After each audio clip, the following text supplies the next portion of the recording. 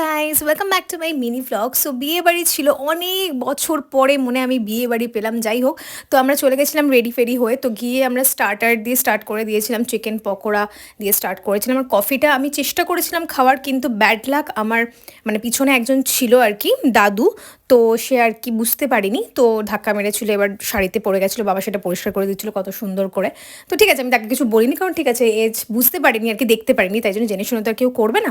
তারপরে আমরা এখানে পকোড়া খাচ্ছিলাম। আমাদের টিম মানে যে কজন আমরা ছিলাম আর কি, সবাই আস্তে আস্তে আসছিল, কারণ অনেকেই পাচ্ছিল, অনেকেই দুটো তিনটে বিয়েবাড়ি যেহেতু ওই দিনে পড়েছিল, তাই জন্য আসতে পারিনি। তার মধ্যে আমার সাবস্ক্রাইবারদের সাথে দেখা হয়ে গেছিলো, যেটা আমার খুব খুশি লেগেছিল।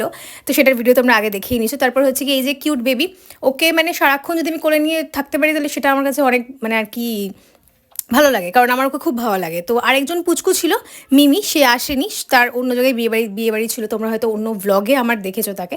তো এখানে আমরা সবাই মিলে গোল মিটিং হয় না, সবাই মিলে গোল করে বসে আড্ডা মারছিলাম। তারপরে চলে গেছিলাম ওপরে খেতে, সবার লাস্টে, মানে 12:30 তখন বাজে, তখন আমরা লাস্ট ব্যাচ বসেছিলাম, সবাই বন্ধু বান্ধব সবাই একসাথে।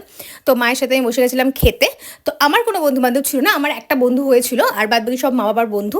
তো আমরা এইভাবে খাওয়া দাওয়া করলাম। ব্লগটা এইখানেই এন্ড করছি। ভিডিওটা ভালো লাগলে অবশ্যই একটা লাইক করে দিও, কমেন্ট করে দিও। নেক্সট ভিডিওর সাথে খুব তাড়াতাড়ি দেখা হচ্ছে।